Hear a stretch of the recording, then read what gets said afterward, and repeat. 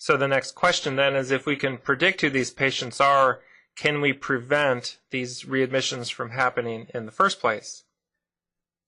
It can be very frustrating because in many cases we can prevent these readmissions, yet the resources necessary to prevent these typically are not covered by many health plans.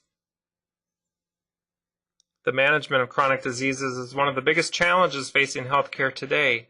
There is an abundance of documented evidence that disease management is effective. We have sophisticated technology which allows healthcare providers to leverage their expertise over a much larger number of patients.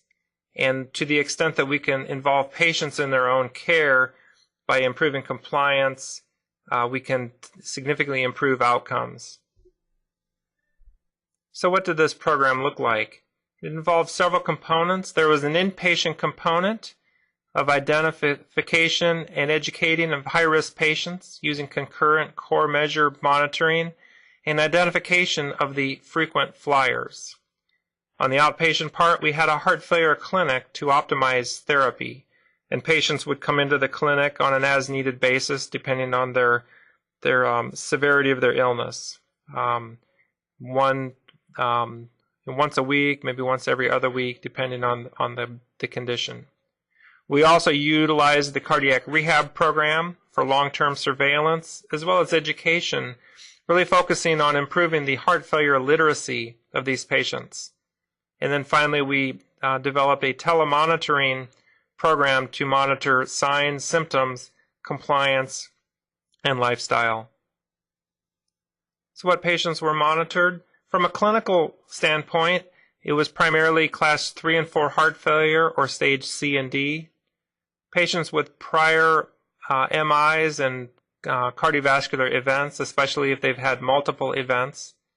A systolic blood pressure of less than 115, a BNP of greater than 650, and an ejection fraction of less than 30%.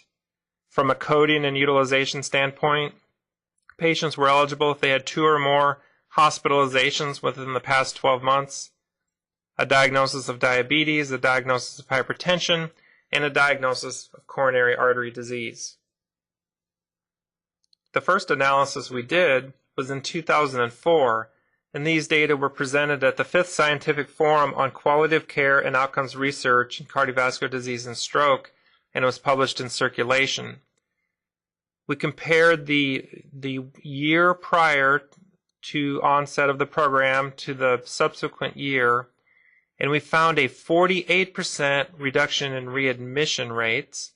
In addition, a 30% reduction in length of stay, resulting in a reduction in patient days of 64%. And since we had previously demonstrated the correlation between BNP levels and readmission, we then looked at BNP levels at the beginning of the program compared to the ending of the program, or at 1 year, and we showed that the program was able to significantly reduce BNP levels. And this data was presented at the Heart Failure Society of America meeting in 2006. We looked at the effectiveness of our education and monitoring in a very high-risk group. You can see by the length of stay that the patients had very high lengths of stay, indicating that they were probably more of a class 4 type of heart failure patient, but showed a significant, almost a 2.5-day reduction in length of stay.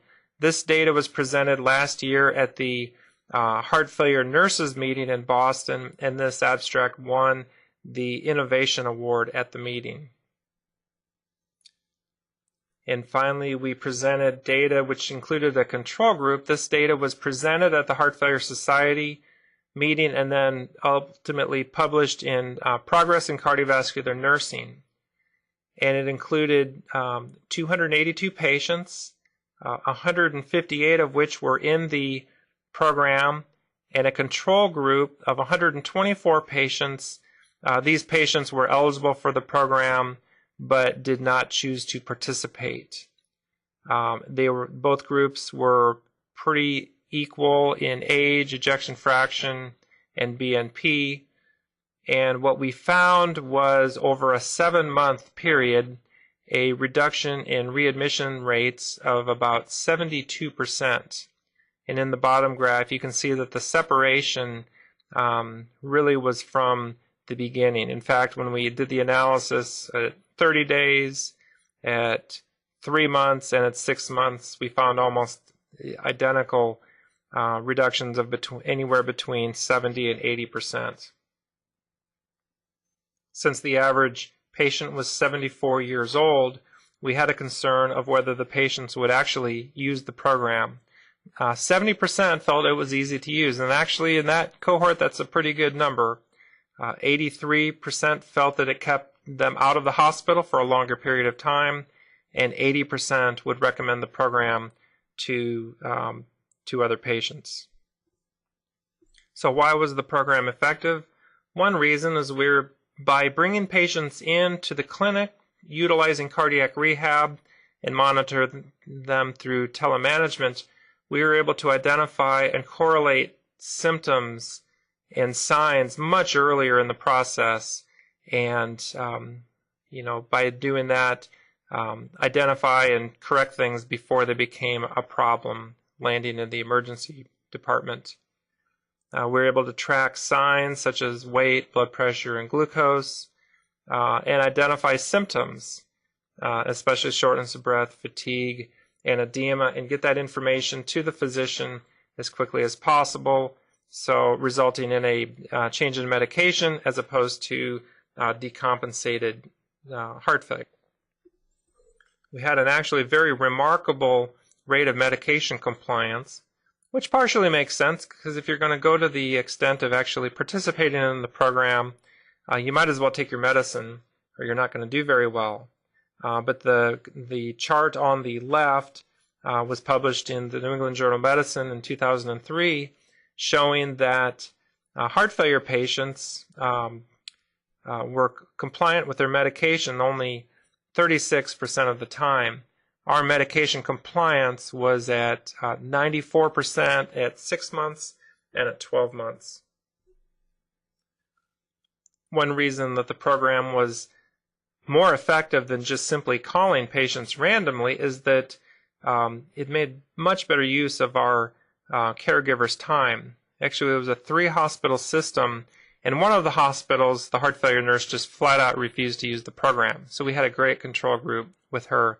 She was able to call anywhere between 10 and 15 patients a day. I know this because I was her boss and I had to track her productivity.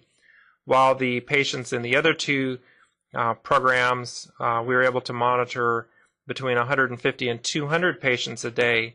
Those nurses still would only call 10 or 15 of those patients, but it was the 10 or 15 that needed them the most, and it was not random. So the premise is that we want to change the bell-shaped curve. So if you remember back to the distribution of costs, on the left side of the curve were all the patients that reimbursement was 0.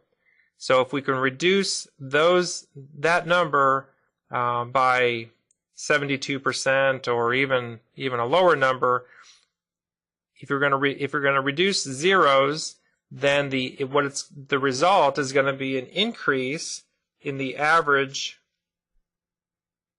reimbursement for those patients. On the other side of the curve, if we can reduce the number of outliers and the number of patients with significantly high costs, then we're going to reduce the average cost. So basic math and basic business principles, if we have a program that increases revenue and decreases costs, then I believe we have a winner. So this graph takes that into account. If we can reduce the number of patients on the left side of the curve as well as on the right side of the curve, we could actually, within the exact same data, we could show an average reimbursement of $5,019 and an average cost of $45.82. So we could take a money loser and actually turn it into a money winner.